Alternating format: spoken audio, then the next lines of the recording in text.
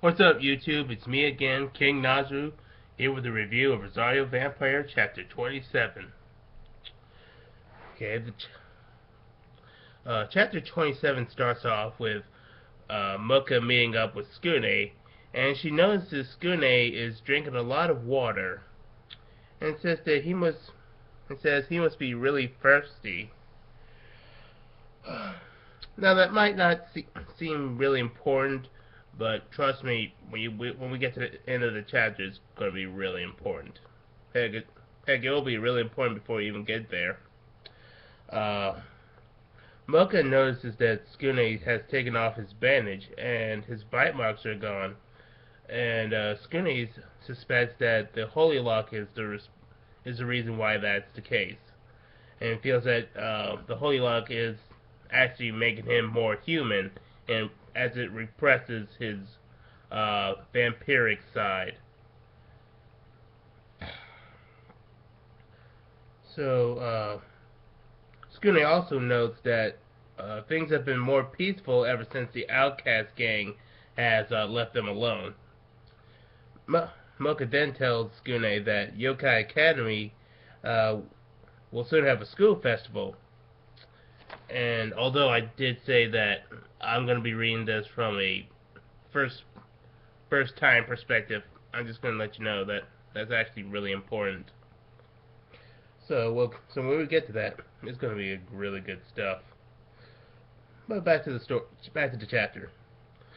Uh, Mocha, Mocha notes that during the school festival, it'll be really hectic with its crowd, and but suddenly Tsukune notices that Mocha looks a little tired.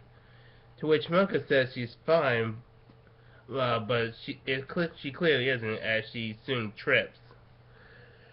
This causes Mocha's legs to start bleeding. Really? I mean, a vampire who's super strong, even when she's not inner Mocha, could just easily trip and scrape herself. Okay.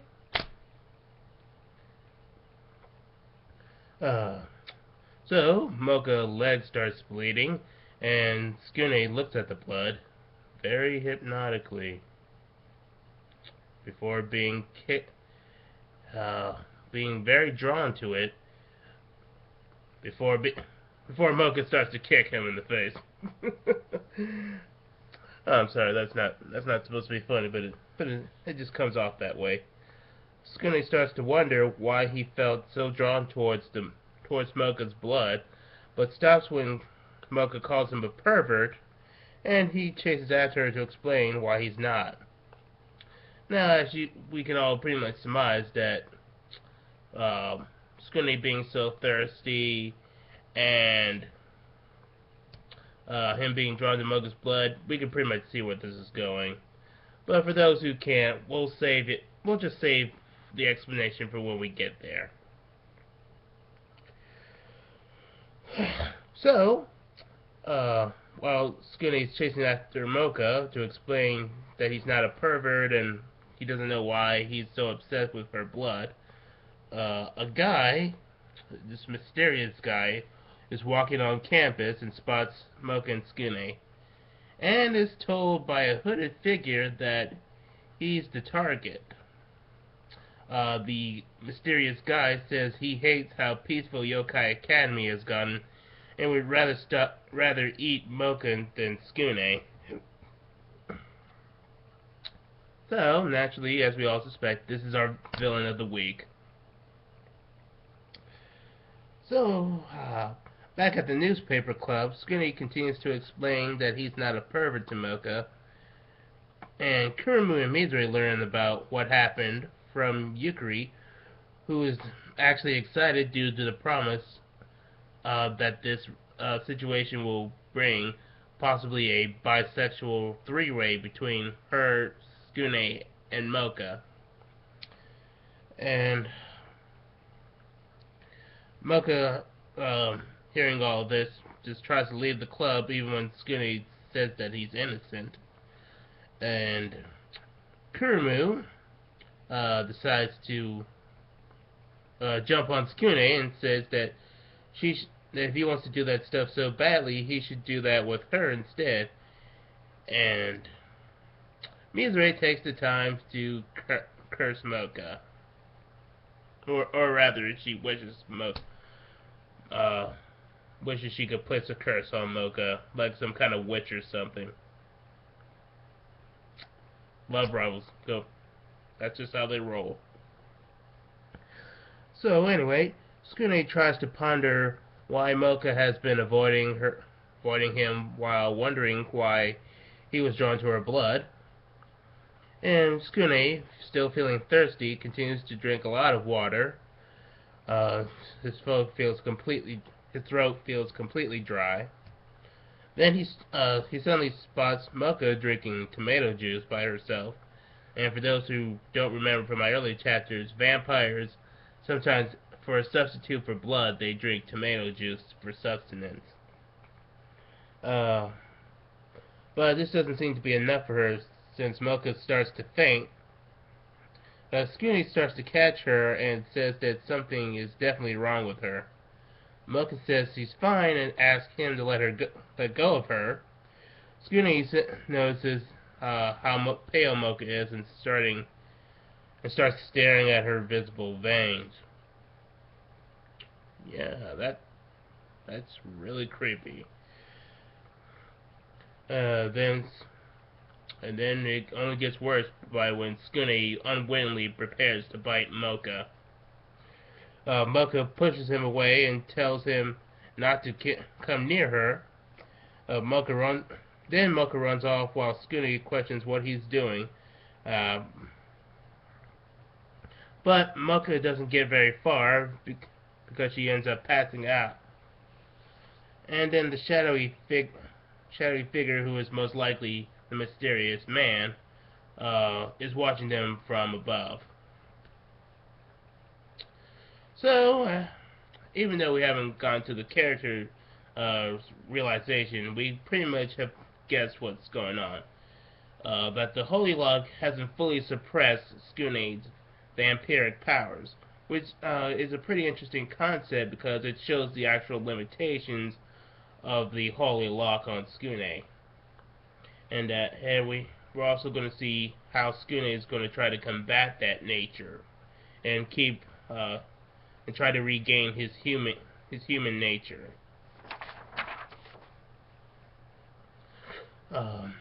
Mocha is taken to the hospital where a female mummy doctor, yes, a female mummy doctor, roll with it! So, Mocha's taken to a hospital where a female mummy doctor named Sumigi Mayumi says that Mocha has been fading and been completely pale due to being anemic, and she just needs rest. Tsukune says to himself that Mocha's condition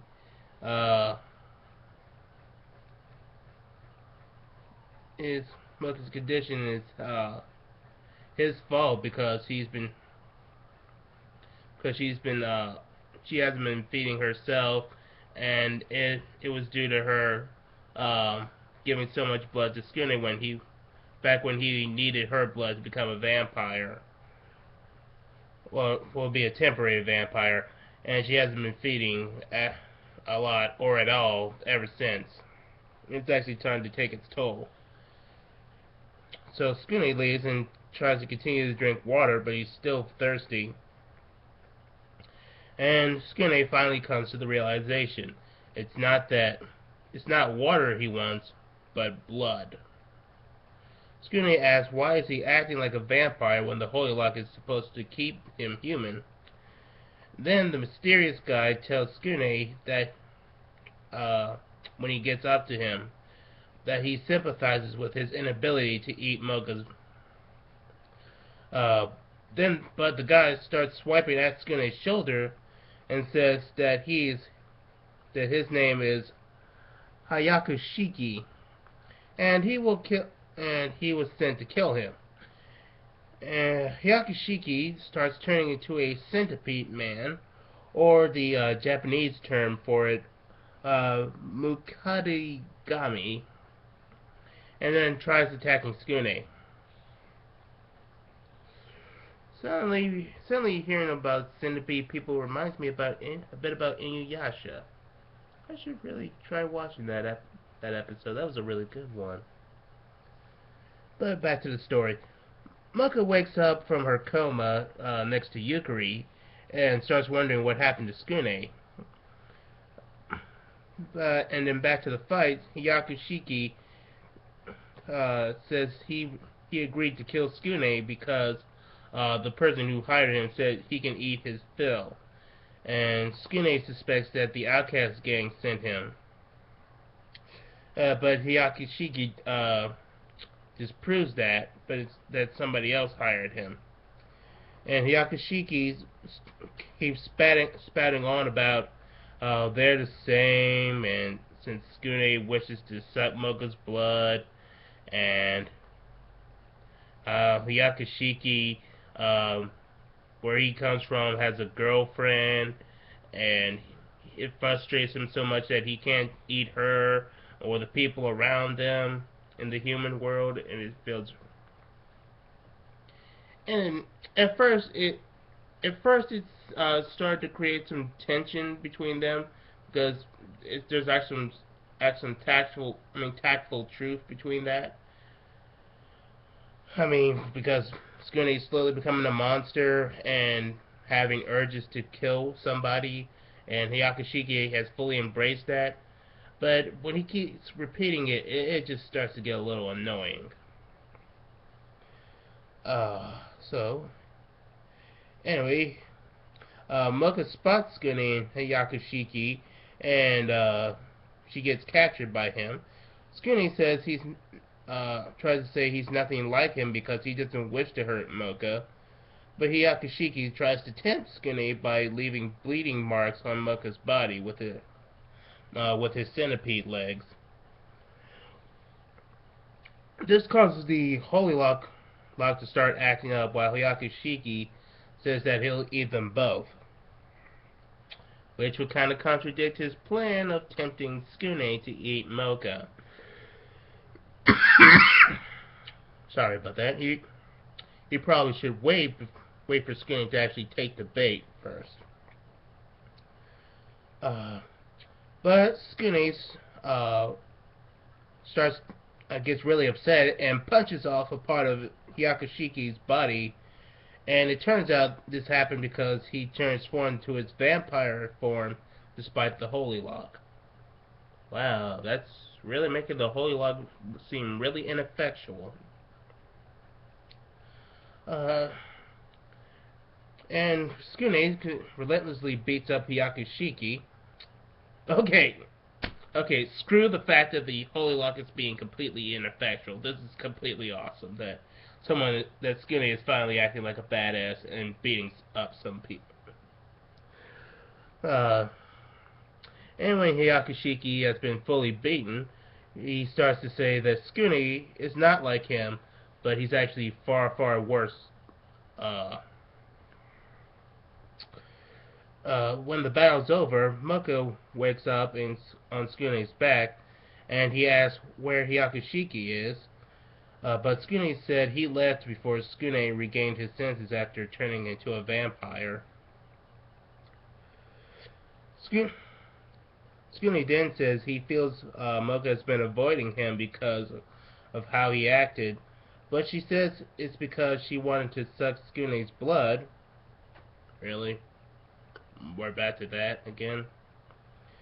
And she's tried to restrain herself. Tsukune says that he feels that it's okay to feed Mocha, so she won't suffer from anemia. And we finally get our revelation at the end that Hyakushiki is seen being carried by none other than the Exorcist. Yes, the headmaster of Yokai Academy, the person who gave the Holy Lock to Tsukune to prevent him becoming a full-fledged vampire, was the Exorcist. And he states that the Holy Lock is growing in power.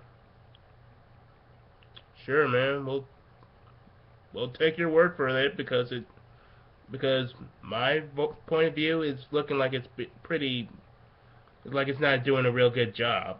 But whatever.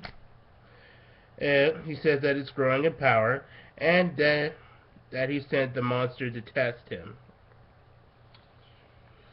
So, overall, I think this was a pretty interesting chapter. It shows just how severe Tsukune's condition is, and just one of the limitations of the Holy Lock. I felt the negative parts was that it's kind of rehashing back to how Tsukune and Moga were kind of iffy on whether or not she should drink his blood, and that felt. I mean, they kind of hammered in that point after the first few chapters, and they should just kind of move on from that. And let's see. I also didn't think the villain was all that interesting because he just kept talking about how he and Tsukune are the same. I mean, which at first was adding a little bit of tension, but as he just kept repeating about that, it just made him really seem kind of one-dimensional. well, maybe two-dimensional because he actually expanded upon how he's so much similar to Tsukune by him being unable to feed on his girlfriend. But overall, he's a really forgettable villain. And I shouldn't really complain all that much because we're most likely never going to see him again, and he was just only focused on for a little bit. So next time we'll check in to see what's going to happen with Tsukune and the gang in Rosario Vampire Chapter 28.